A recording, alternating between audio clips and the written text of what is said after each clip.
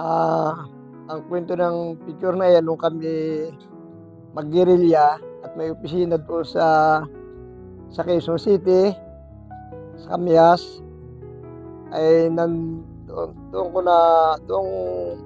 kami nagpakuha ni Pangulo ng picture at ang sarap ng pakiramdam ko nung kinukuha na kami ng picture. Napakasarap.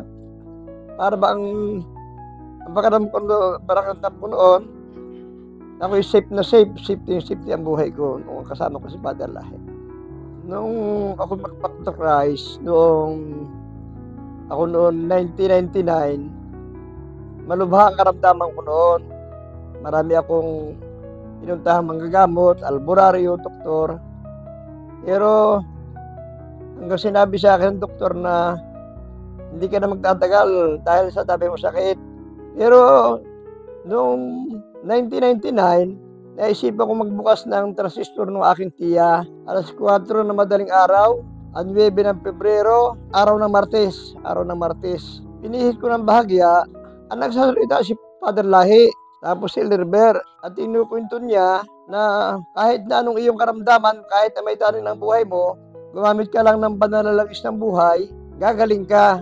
Sinabi ko kay Sister Muring, gagaling na ako.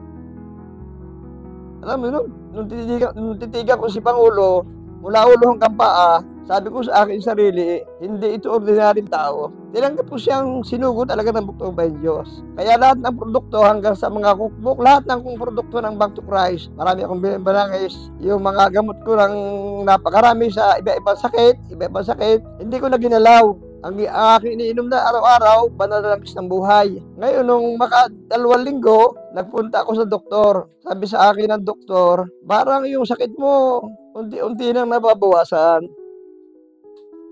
Ang napakalaking ipinagpapasalamat ko sa bugtong at buhay na Diyos, Panginoon Hesus Kristong pinakamakapangyarihan sa lahat. Buhat nung nakilala namin siya, ang bugtong at buhay na Diyos, laking pasasalamat ko kasi malaki ang kanyang pagbabago.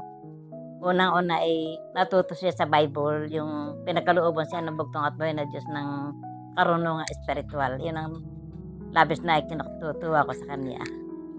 Ang aking payo, kahit doon sa magkabilang panig na humiwalay sa atin, tuwing ako magdudukli na ang aking paunang salita roon, welcome ho lahat kayo rito.